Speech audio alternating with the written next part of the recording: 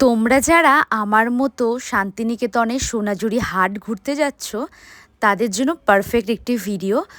আর দেখো কি সুন্দর আমার রুম থেকে সোনাঝুরি হাট দেখা যাচ্ছে।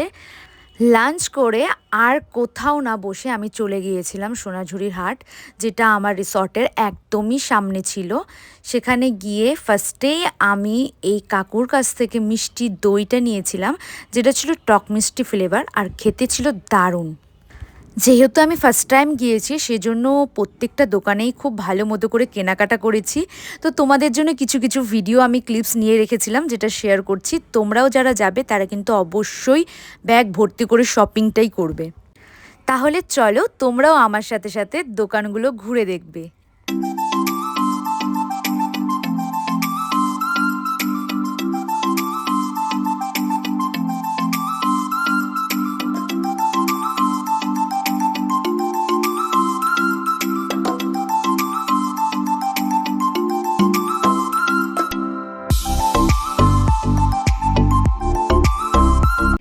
এখানে বেশ সুন্দর পোড়ামাটির জুয়েলারি পাওয়া যাচ্ছিল। আমার তো দেখে ভীষণ ভালো লেগেছে।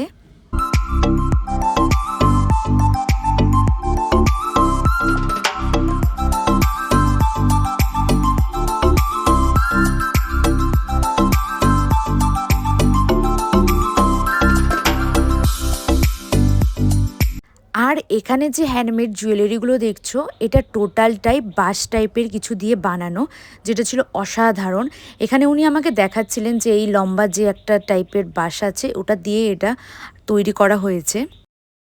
আর সেদিন ছিল ভীষণই গরম, তো সেই জন্য এখানে আমের শরবত নিয়ে নিয়েছিলাম আমি। আর এই কাকুটার এই আমের শরবত অনেক টেস্টি ছিল।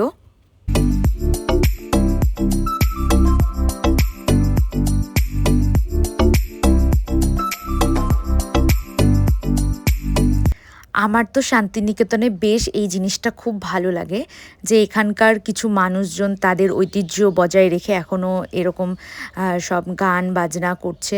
আর এখানে সবাই ভীষণই এনজয় করছিল। আমারও খুব ইচ্ছা ছিল, কিন্তু আমার সেই সময়টা হয়ে ওঠেনি।